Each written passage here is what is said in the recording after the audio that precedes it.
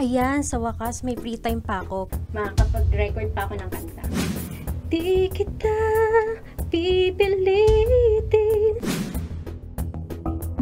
Ayan, tapos na ako mag-cover ng kanta. Pwede ko na i-post online.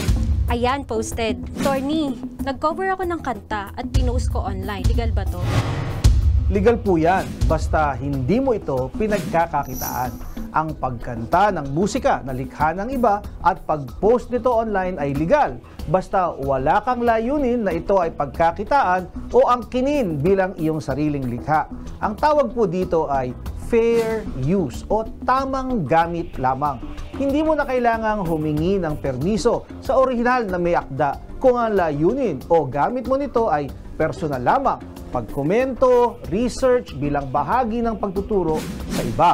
Subalit kung ang cover song ay pinost mo online at nag-monetize ka o pinagkakitaan mo ito, kailangan mong humingi ng permiso sa orihinal na may likha o magbayad ng royalties dahil ito ang tinatawag na copyright infringement. Ito ay isang krimen na may parusang multa mula 50,000 pesos hanggang 150,000 pesos sa unang offense o pagkakulong ng 1 hanggang 3 taon ayon sa hatol ng hukuman. Attorney, ano ang pwedeng gawin ng isang composer pag napanood niya online ang nilikha niyang kanta na walang pahintulot niya?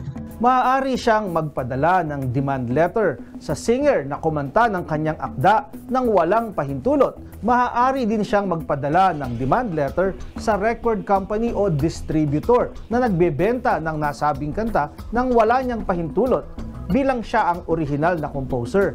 Dalawa ang karapatan ng orihinal na may akda o composer sa ilalim ng ating batas sa copyright. Una, ito ay ang moral right o ang karapatan na kilalanin bilang orihinal na may akda ng kanta. At pangalawa, ang economic right o ang karapatan na mabigyan ng royalty o bahagi ng kita mula sa pagbebenta ng kanyang orihinal na akda na kanta.